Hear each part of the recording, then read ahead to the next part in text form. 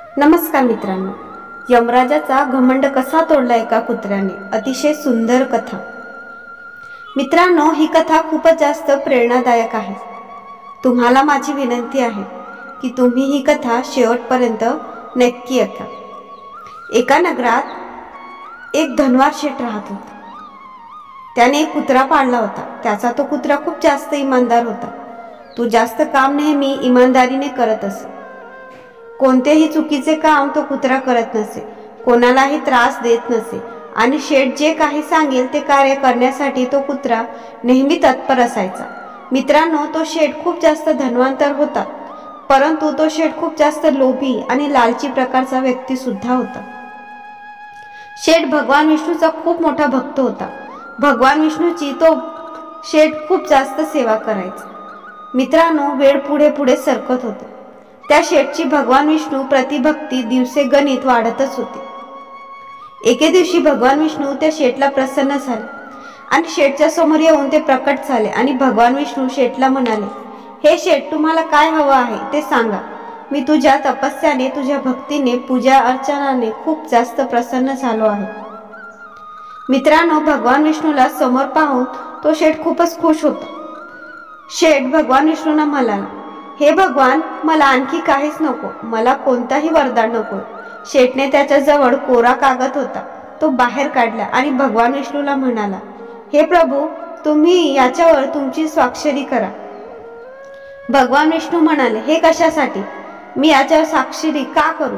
तेव्हा तो शेठ म्हणाला, हे प्रभू, मला या जगाला दाखवून द्यायचे आहे की मला स्वतः देवाने दर्शन दिले आहे, माझं देवासोबत बोलणे झाले आहे, कारण ही दुनिया देवावर विश्वास ठेवत नाही। आणि जर तुम्ही या कोऱ्या कागदावर सही केली आणि जेव्हा मी हा कागद या दुनियेतील लोकांना दाखवेन तेव्हा त्यांचा माझ्यावर विश्वास बसेल की या जगात देव सुद्धा आहे आणि देव सोबत माझे बोलणे झाले आहे। मित्रांनो, भगवान विष्णू म्हणाले, ठीक आहे, तो कागद माझ्याजवळ दे। त्या शेठने लगेच तो कागद प्रभूजवळ दिला आणि भगवान विष्णूंनी त्या कोऱ्या कागदावर त्यांची सही केली आणि लगेचच तो कागद शेठ जवळ दिला। तो कागद शेठने त्यांच्या खिशात ठेवला, देवाला प्रणाम केला आणि त्यानंतर भगवान विष्णू अंतर्ध्यानात विलीन झाले। मित्रांनो, शेठ खूपच खुश होता। शेठ तो कागद ज्याच्यावर भगवान विष्णूने त्यांची सही केली होती तो कागद नेहमी त्याच्या खिशात ठेवायचे। दिवस पुढे पुढे सरकत होते। एके दिवशी काय झालं तर मित्रांनो, त्या शेठचा जो कुत्रा होता तो मेला। त्यानंतर तो कुत्रा यमराज जवळ पोहोचला। यमराजाने त्या कुत्र्याच्या आयुष्यातील सर्व कर्म पाहिले। तेव्हा यमराज कुत्र्याला म्हणाला, हे श्वान, तू तर खूपच इमानदार आहेस। तू तुझ्या मालकाचा काम पूर्ण इमानदारीने करत होतास। तू कुत्रा असूनही तू कोणतेही वाईट कर्म केलेस नाही, ज्या वाईट कृत्याची मी तुला शिक्षा देऊ शकेल। तू तुझ्या जीवनात खूप चांगले कर्म केले आहेस। तू कोणालाही त्रास दिला नाहीस, कोणत्याही छोट्या मोठ्या जीवाला दुःख पोहोचवले नाहीस, कोणालाच तू चावला नाहीस। तू तुझ्या मालकाच्या घराची प्रामाणिकपणे राखण केलीस, चांगले कर्म केलेस आणि म्हणूनच हे श्वान, मी तुझ्यावर खूप जास्त प्रसन्न आहे। आता तू सांग, तुला कुठे जायचं आहे, तुला काय बनायचं आहे, तुझी जी इच्छा असेल मी तुला ते बनवेल। मित्रांनो, यमराजाचे हे शब्द ऐकून कुत्रा म्हणतो, हे यमराज, तुम्ही मला कुठल्याही योनीत पाठवा, मी त्या योनीत जाण्यासाठी तयार आहे। परंतु हे यमराज, तुम्ही मला मनुष्य योनीमध्ये पाठवू नका, म्हणजेच मला मनुष्य बनवू नका। यमराजाने विचारले, हे श्वान, तू असं का बोलत आहेस? मनुष्य जन्म तर भाग्याने मिळतो। 84 लक्ष योनीमध्ये मनुष्य योनी सर्वश्रेष्ठ आहे। सर्व देवतांची इच्छा असते की एकदा तरी मनुष्य जन्म मिळावा आणि तू म्हणत आहेस की मला मनुष्य बनवू नका। अरे, मनुष्य जन्म तर सर्वश्रेष्ठ आहे, तू असं का म्हणत आहेस? मित्रांनो, यमराजाचे बोलणे ऐकून तो कुत्रा म्हणतो, हे यमराज, मी मानतो की मनुष्य जन्म हा सर्वश्रेष्ठ आहे, परंतु तुम्हाला हे माहीत नाही की मानव जेव्हा गर्भात असतो तेव्हा तो उलटा लटकलेला असतो। तेव्हा तो देवाजवळ हीच प्रार्थना करत असतो की मला या गर्भातून बाहेर काढ। मी या जगात जाईन तेव्हा तुझं नेहमी गुणगान करेन, तुझी भक्ती करेन, धर्माचं पालन करेन, सर्वांची मदत करेन। परंतु जेव्हा हा मनुष्य गर्भातून बाहेर येतो, जेव्हा या जगात त्याचा जन्म होतो, तेव्हा तो हळूहळू सर्व काही विसरून जातो। गर्भात असताना त्याने जे काही देवाला वचन दिलेले असते ते सर्व तो विसरून जातो. तो इतका स्वार्थी बनतो, इतका लालची बनतो की तो सर्व काही विसरून जातो. कुत्रा म्हणतो, हे यमराज, मनुष्याला लालच बसू देत नाही आणि ईर्ष्या त्याला नेहमी सतावत असते. कारण माणूस इतका लालची बनतो, इतका स्वार्थी बनतो की तो स्वतःलाच विसरून जातो. माझा कोण आहे, मला याच्यासोबत कसं वागायचं हवं, सर्व नातेसंबंध तो विसरून जातो. इतका तो लालची बनतो आणि दुसऱ्यांच्या प्रती तो खूप जास्त ईर्ष्या ठेवतो आणि त्याच ईर्ष्येमुळे तो आरामात बसू सुद्धा शकत नाही, कुठले चांगले कर्म करत नाही आणि दुसऱ्यांनाही करू देत नाही. ना तो शांततेत राहतो, ना दुसऱ्यांना शांततेत राहू देत. तो इतका इष्ट बनतो कारण की त्याच्यामध्ये लालच आणि स्वार्थ उत्पन्न होतो. त्याचे ते लालच आणि स्वार्थ त्याला शांततेत बसू देत नाही. आणि इतकेच नाही तर माणूस त्याच्या स्वार्थात लालचीपणामुळे देवालाही फसवत असतो. यमराजाचे विचारलं, हे श्वान, हे कसं? तेव्हा कुत्रा म्हणतो, हे यमराज, मनुष्य प्राणी देवाला अशा प्रकारे फसवतो की जेव्हा मनुष्याचा स्वार्थ असतो तेव्हा तो देवाच्या मंदिरात जातो आणि म्हणतो, हे प्रभू, माझं हे काम व्यवस्थित होऊ दे. मी तुझे यज्ञ करेन, तुझे गुणगान गाईन, खूप सारे दान धर्म करेन. आणि देवाच्या कृपेने जेव्हा त्याचं ते काम व्यवस्थित पार पडते तेव्हा तो खूप जास्त खुश होतो. आणि जेव्हा त्याने देवाला दिलेल्या वचन पूर्ण करण्याची वेळ येते तेव्हा तो मंदिरात जातो आणि देवासमोर प्रार्थना करतो आणि म्हणतो, हे देवा, हे सर्व तर तुझेच आहे, तूच दिले आहे, माझं काय आहे? काहीच नाही. आणि अशा प्रकारे त्यांनी दिलेले वचनही तो मोडून टाकतो. तर अशा प्रकारे हे यमराज, हा मनुष्य प्राणी या जगामध्ये खूप जास्त स्वार्थी बनला आहे. तो त्याच्या स्वार्थासाठी त्याचे जे नातेवाईक असतात, त्याचे हितचिंतक असतात, त्यांना सुद्धा तो विसरून जातो. इतकंच नाही तर त्याच्या स्वार्थासाठी त्याला जर त्याच्या सख्ख्या लोकांनाही मारण्याची वेळ आली तरीही तो मागे पुढे पाहत नाही. आणि म्हणूनच हे यमराज, मी मनुष्याचे वागणं पाहून खूप जास्त त्रस्त झालो आहे. माझी तुम्हाला हीच प्रार्थना आहे की मला मनुष्याचा जन्म देऊ नका. तर मित्रांनो, कुत्र्याचे असं बोलणं ऐकून यमराज म्हणतो, हे श्वान, तू असं म्हणत आहेस की मनुष्य जो आहे तो देवाला सुद्धा फसवतो. कुत्रा म्हणाला, हो यमराज, मनुष्य हा इतका चालाक प्राणी आहे की तो देवाला सुद्धा फसवू शकतो. परंतु मित्रांनो, यमराजाला कुत्र्याचं हे बोलणं पटलं नाही. यमराज बोलला, हे श्वान, ठीक आहे, मी तुझ्यासोबत पैज लावतो. मी तुझ्या मालकाला, तुझ्या शेठला जिवंतच इथे बोलवतो. बघूया त्याचं वागणं कसं आहे. तो सुद्धा चालक आहे का? तो देवाला सुद्धा चुना लावू शकतो. कुत्र्याने म्हटलं, हे यमराज, तुम्ही ऐकणार नाही, तुम्हाला माझा विश्वास बसणार नाही. आणि जर विश्वास बसत नसेल तर बोलवा माझ्या मालकाला.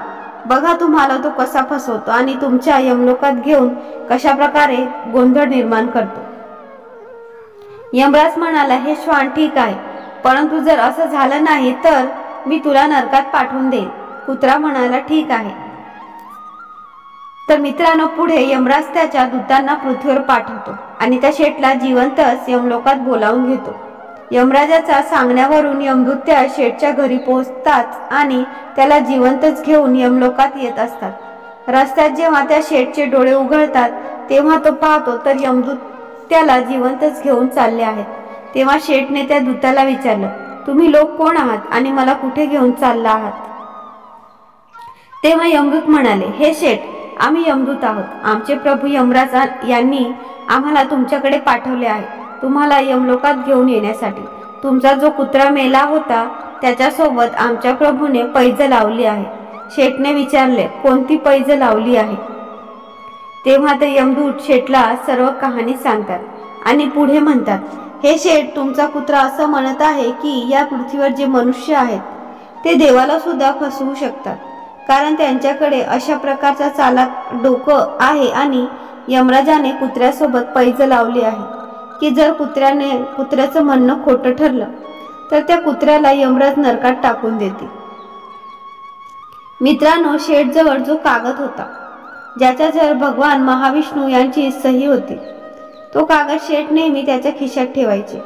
त्या कागदाला त्यांनी लगेचच बाहेर काढलं आणि त्यांच्यावर काहीतरी लिहिलं आणि पुन्हा त्यांनी तो कागद खिशात ठेवला. थोड्या वेळानंतर यमदूत शेठला जिवंत घेऊन यमपुरीत पोहोचतात. यमपुरी पोहोचल्यावर यमराज त्यांच्या सिंहासनावर बसलेले होते. तिथेच नेऊन यमदूत यमराजासमोर शेठला उभं केले. जसं शेठ यमराजाला पाहतो तेव्हा शेठ खिशातून तो कागद काढतो, ज्याच्यावर शेठने काहीतरी लिहिलेलं असतं आणि ज्याच्यावर भगवान महाविष्णूची सही सुद्धा असते. तो कागद त्यांनी यमराजाच्या हातात दिला.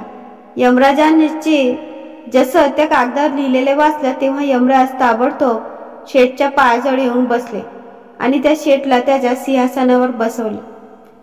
मित्रांनो, शेठ यमराजाच्या सिंहासनावर बसला आणि यमराज हा शेठच्या चरणात बसला होता. आणि जेव्हा शेठ तेथील राजा बनला तेव्हा त्याने तेथील सर्व कायदे बदलले. त्यांनी यमराजाला तेथील द्वारपाल बनवले. सर्व कायदे त्यांनी बदलले. शेठने विचार केला की एके दिवशी मला सुद्धा इथे यायचं आहे, मग काहीतरी करूनच जावे. मित्रांनो, शेठने काय केले तर नरकामध्ये जे पण लोक होते त्या सर्वांना नरकातून काढून स्वर्गात पाठवले आणि नरकाचा द्वार बंद करून टाकला. जेव्हा सर्व नरकवासी स्वर्गात पोचले तेव्हा स्वर्गातील सर्व कर्मचारी खूपच त्रस्त झाले. ते विचार करू लागले, हे सर्व काय चालू आहे? हा यमपुरीमध्ये कोण आला आहे? जेव्हा त्या कर्मचाऱ्यांनी यमाच्या महलात येऊन पाहिलं तेव्हा त्यांनी पाहिलं की यमराज दरवाजावर पहारा देत आहे आणि एक जिवंत मनुष्य यमराजाच्या सिंहासनावर बसला आहे. आता ते सर्व कर्मचारी सर्व देवतांना काळजी वाटू लागली की हे सर्व काय घडत आहे. मित्रांनो, अशा प्रकारे त्रस्त झालेले सर्व देवता भगवान विष्णू जवळ गेले आणि भगवान विष्णू यांना त्यांनी सर्व कहाणी सांगितली आणि सांगितलं की हे भगवान यमराज स्वतः यमपुरीमध्ये पहारा देत आहे आणि सर्व नरकवासी यांना स्वर्गात पाठवण्यात आले आहे. प्रभू, तुम्ही काहीतरी करा, हे सर्व काय चालू आहे? भगवान विष्णू म्हणाले, जर यमराज यमपुरीला पहारा देत आहेत मग यमराजाच्या सिंहासनावर कोण बसले आहे? तेव्हा ते देवता म्हणू लागले, हे प्रभू, आम्हाला माहित नाही तो कोण आहे. मित्रांनो, भगवान विष्णू यमराजाला त्याच्याजवळ बोलावून घेतले आणि यमराजाला विचारलं की हे सर्व काय चालू आहे? तू यमपुरीचा रखवालदार कधी झालास? तू तर यमपुरीचा राजा होतास, मग आता तिथला राजा कोण आहे? तेव्हा यमराज सर्व कहाणी भगवान विष्णूंना सांगतात आणि म्हणतात, हे प्रभू, ही तुमची कसली लीला आहे ज्यामुळे मी द्वारपाल बनलो आहे आणि त्या मनुष्याने सर्व नरकवास्यांना स्वर्गात पाठवले. सर्व कायदे त्याने बदलले आहे. अशी तुमची लीला ही कसली आहे? मित्रांनो, भगवान विष्णू जेव्हा यमराजाचं बोलणं ऐकतात तेव्हा ते म्हणतात, हे यमराज, मी तर असा कोणताही मनुष्य यमपुरीत पाठवला नाही आणि मी असं काही त्या कागदावर लिहिले सुद्धा नाही आणि मी कोणताही असा आदेश दिला नाही की या मनुष्याला राजा बनवा आणि तुम्ही स्वतः द्वारपाल बना. चला जाऊन पाहायला हवं. मित्रांनो, भगवान विष्णू यमपुरीत पोहोचले, जिथे ते शेठ यमराजच्या सिंहासनावर बसले होते. जसे दरबारात भगवान विष्णू पोहोचले तेव्हा भगवान विष्णूंना पाहून तो शेठ सिंहासनावर उठतो आणि भगवान विष्णूच्या चरणाशी जाऊन बसतो आणि म्हणतो, हे प्रभू, मला माफ करा. या यमराजाने माझ्या कुत्र्यासोबत पैज लावली होती की मनुष्याचं डोकं खूप जास्त चालाक असतो आणि म्हणूनच त्यांनी मला जिवंतपणे या यमलोकात घेऊन आले आणि मी या यमराजाला दाखवून देत होतो की मनुष्याचं डोकं किती चालाक आहे. आणि हे प्रभू, आम्हाला तुमचे दर्शन मिळाले, मी खूपच जास्त धन्य झालो आहे. तेव्हा भगवान विष्णू म्हणतात की हे यमराज, तुम्हाला जिवंत मनुष्याला इथे बोलवण्यास कोणी सांगितलं? कारण तुम्हाला माहित नाही की जिवंत मनुष्याचा खूपच चालाक डोकं असतो.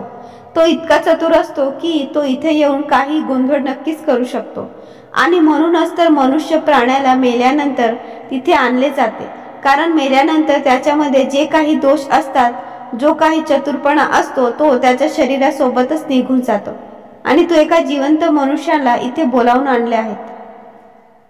मित्रांनो, इकडे भगवान विष्णू यमराजाला समजवतात होते तर दुसरीकडे त्या कुत्र्याने शेठला विचारलं की तुम्ही इथे तर आलाच आहात आणि मला पुन्हा तुमचं नोकर बनून इथं राहायचं आहे, परंतु मला एक गोष्ट सांगा की तुम्ही त्या कागदावर असं काय लिहिलं होतं की ज्यामुळे यमराजाने त्यांचा सिंहासन तुम्हाला दिलं आणि ते स्वतः तुमच्या पायाशी जाऊन बसले. तेव्हा शेठने कुत्र्याच्या कानात सांगितलं की हे श्वान, मी त्या कागदावर लिहिलं होतं की मी या जिवंत मनुष्याला तुझ्या दरबारात पाठवत आहे, माझा आदेश आहे की या मनुष्याला तू तुझ्या सिंहासनावर बसव, तुझ्या नगरीचा राजा याला बनव आणि स्वतः द्वारपाल बन. हेच मी त्या कागदावर लिहिलं होतं, ज्याच्यावर भगवान विष्णूची सही होती. आणि यमराजाकडे मी तोच कागद दिला आणि तेच झाले जे मी त्या कागदावर लिहिले होते. यमराजाने मला तो सिंहासन दिला आणि स्वतः द्वारपाल बनला. मित्रांनो, दुसरीकडे भगवान विष्णूने यमराजाला सर्व समजावून सांगितले आणि ते तिथून निघून गेले. आणि त्यानंतर शेठला सुद्धा पृथ्वीवर पुन्हा पाठवण्यात आले. तर मित्रांनो, त्यानंतर तो कुत्रा यमराजला म्हणाला, बोला यमराज, माझं म्हणणं खरं आहे ना? माणसाच्या चतुर डोक्यासमोर देवाला सुद्धा हार मानावी लागू शकते. यमराज म्हणाला, हे श्वान, तू खरं म्हणत आहेस. जर एका जिवंत माणसाला इथे बोलावलं तर तो इथे गोंधळ निर्माण करू शकतो, देवतांना तो हैराण करू शकतो. तुझं म्हणणं खरं आहे. त्यानंतर तो कुत्रा म्हणाला, म्हणूनच हे यमराज, मी म्हणत आहे की मला मनुष्य बनवू नका, कारण मनुष्य खूप स्वार्थी आहे, खूप लोभी आहे, खूप लालची आहे. तो त्याच्या स्वार्थासाठी कोणतेही कर्म करण्यास तयार होतो. तो त्याचे सर्व नियम, कायदे, त्याचा धर्म विसरून जातो. तो आमच्यासारख्या मुख्य प्राण्यांच्या जीवाला सुद्धा समजावून घेत नाही आणि तो आम्हाला सुद्धा नुकसान पोहोचल्यास मागच्या पुढे विचार करत नाही. आणि म्हणूनच मला मनुष्याचे जन्म नको. मित्रांनो, कुत्र्याचं बोलणं यमराजाला अगदी चांगल्या प्रकारे समजले आहे. त्यानंतर यमराज त्याच्या सिंहासनावर जाऊन बसतो आणि पुन्हा यमपुरीचे सर्व कार्य आपल्या हातात घेतो आणि त्या कुत्र्याला स्वर्गाचा मार्गाला पाठवले जाते. तर मित्रांनो, तुम्हाला ही शेठची आणि कुत्र्याची आणि यमराजाची कथा कशी वाटली कमेंटमध्ये नक्की सांगा. व्हिडिओ आवडला असेल तर आमच्या चॅनलला लाईक करा.